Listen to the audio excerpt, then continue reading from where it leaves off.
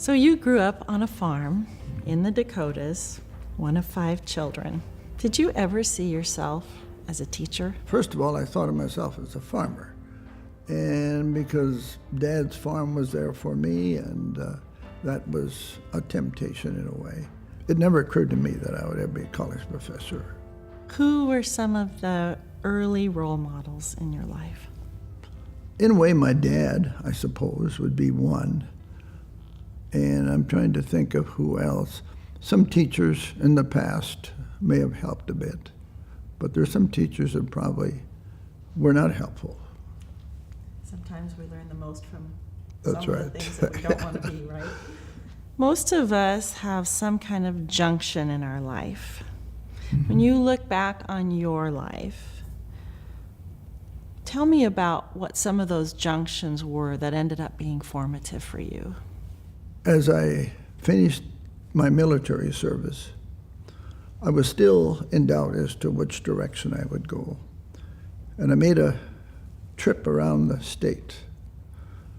And on that trip, I decided I'm going back to college. And that same day, I enrolled in Walla City State College. And what made you decide that?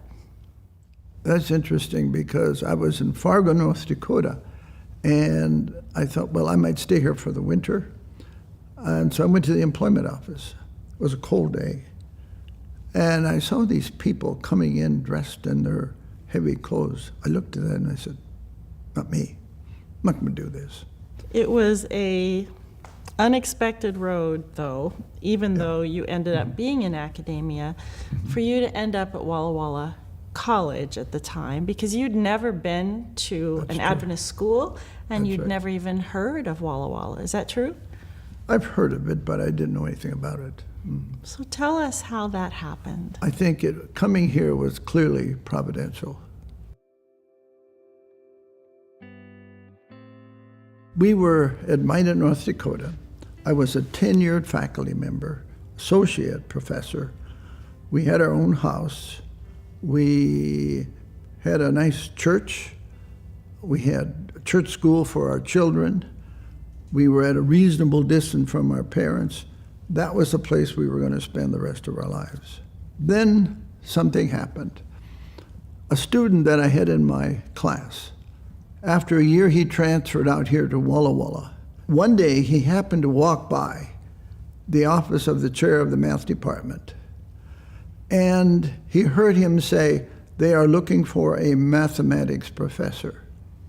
He took it upon himself to go in the office and tell him, I know of an Adventist math teacher in Minot.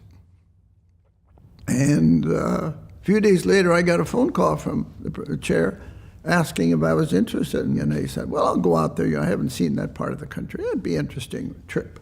So I came out here. I was quite impressed.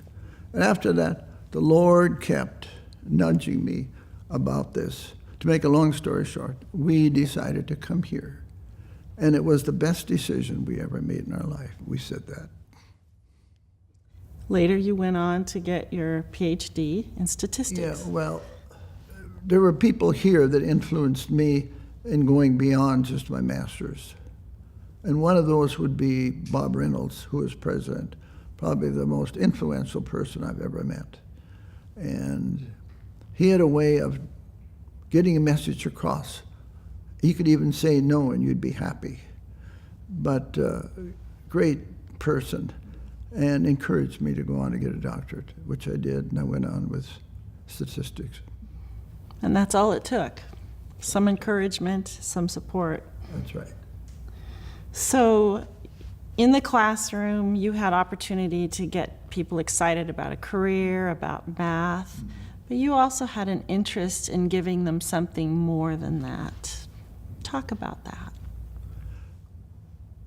You know, especially when I compare my experience at state school versus Walla Walla,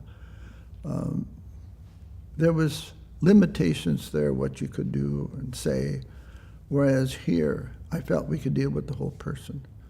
I think teachers, their care for students and their spiritual dimension that they embed in their teaching and their interaction with students, I think sometimes that makes almost as much as the difference as what you do in the classroom. And it was also a major difference when I think of when I came here. I remember the first time I had prayer with a student in my office. That was special. And I remember also there was a time when I had communion with my student. Now I thought that was really awesome. And so, you know, that interaction you have with students is important. And I think here, that spiritual dimension adds a lot to the education of a student. Now, you touched on that relational part of the teacher and student. Some of that happened in your home. I've had many students at our house for dinner. In particular, there was a group of students we had they were pre-med and engineering students. I don't know, probably around 10, I think. They start coming over on a Friday night, and soon they were over every Friday night. And they would come early and they would help prepare the meal sometimes, or even clean up a bit. And it was an enjoyable Friday night, and really, I think, drew us together. So your students gave you something besides what you gave them? Oh yes, I think we sometimes get as much from the students as we give to them. Can you think of an example? For instance, I think of one student in particular that was really a sharp mathematics student. He would often excitedly come into my office and say, I have discovered this unique proof or this problem I worked out. And he'd go on my board and he would put the whole thing on the board, watch me to follow him and so forth. And he was so excited about that. Students like that are just really help us, motivate us to continue to work with students and try to get them to maximize what they can learn and encourage them. And of course, as we do that, they do it to us. You've talked a little bit about students and the impact that you've hoped to have and that they've had with you, but what about your colleagues here? Yes, I really found the faculty here quite interesting in the sense that we'd have faculty meetings and we would have some vigorous discussions on issues. But when we'd leave the meeting, we walked out as friends. I never found that those discussions hampered the relationship we had with each other. And I think even the 5 of us in the math department, we were supportive of each other, all working hard and doing a good job. And we had meetings, encourage each other. So there are many people that I think affect and positively influence our lives. Reflect with me for a minute on some of those signature moments when you think back on your years at Walla Walla that just bring you joy. Well, I suppose there would be many. I suppose I know the feeling the day after I turned in all my grades at the end of a quarter. I thought, oh, this is a great day, one of the greatest days of the quarter. But there were many such events, and I think one of them occurred when I remember when you walked across the stage to get your diploma, how proud I was. In fact, I gave it to you. And how proud I was that you were graduating from Walla Walla University. Walla Walla University now has been family for That's right. 3 generations of your family, but in a lot of different nuanced ways too, in terms of collegiality with your colleagues, with students. That's right. In fact, the university is still a major part of our lives. We try to attend events here and stay in touch. You know, our heart is still here, even though we're retired. In fact, you've devoted really most of your career to this school. That's right. And looking back, how would you reflect on that? After I retired, I was project manager and fundraiser for Rogers School, the new Rogers School, which I enjoyed very much. And as we finished that, decided to come back here, and I started a mentor program. And that was fun. We did that for 5 years. Then I retired again, and now I am director of a dental clinic up here at Sunbridge. But I feel now I'm giving back to the community, where in the past my energy was all directed here to the university. There's a common thread, though, there, isn't there? Yes. In all of that. It's all about making a difference in the lives of people. Doesn't matter where it is, and you can do that in most jobs, I think, and at least all that I've had, making a difference in the lives of people. That is a personal mission that is important to me, and I think to a lot of people. A colleague of yours once said that you expected the faculty to be both rigorous and humane. How did those two values come together in your life? I think that when people pay the kind of tuition they pay here, that quality has to be high. But if that's only part of the picture, you need to realize that beyond quality here is the lifestyle you learn and the friends you make. All of that goes together. It's in a much bigger package than that. So you have academics, yes, but then you have all this other that makes you the kind of person that you can go out in the world and really make a difference in the lives of other people. And that's hopefully what we're doing.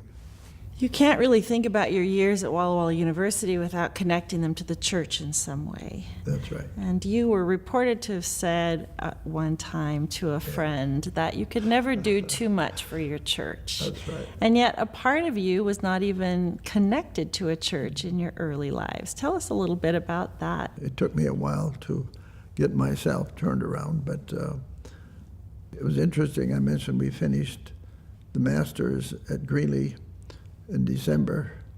On Friday, I received my diploma. On Sabbath, we were baptized, and Sunday, we left for our first job. Big weekend, full weekend. But the church has always been an important part. I've tried to participate where I can. But I think what really mattered was we lost a member of our family, as you know, back in the 1970s, I think it was, yes. And I remember the pastor, Pastor Gage and his wife, they were over at our house. They were a tremendous support. They came to the hospital to see us in Portland and stayed with us all the way through that experience. And I remember the day they came to the house afterwards, and they gave us a check from the church to the community. And it was about what I owed down in the hospital. And I didn't want to take it. I said, I don't deserve this. And he said, yeah, you got to learn to give, or learn to take as well as give. And I said to myself, I'll never be able to pay back the church enough for what they did for us. And I've been reminded of that many times when they ask me to do things. Yeah, that's a commitment. So earlier you spoke about a way that God was probably nudging your life when you got out of the military. Sometimes looking back, we see things differently than when we're in it. Are there any other moments that you now think, God was really nudging me in a direction? I think just normally what happens every day in class matters, and it's a highlight. It becomes a highlight. In fact, I remember when I used to come to the college in the morning, often as I was entering the campus, I'd say to myself, this is holy ground. Be mindful of that. And I thought of that many times. Maybe I had a short prayer, and because it makes a difference here. It's got to be very rewarding to have spent your life in the investment of other people, and then to see them become something that maybe they didn't even know they could become. When you have a former student, coming here to the church or the campus or the home and say, I was a student of yours many years ago and you made a difference in my life. That's one of the most rewarding experiences a teacher has. In fact, it happened even last Sabbath. A man sought me out after church and we talked, and he told me about how he was in my class 40 years ago. I didn't think he'd even remember me, but he did. And we had a nice long chat, and that's a rewarding experience.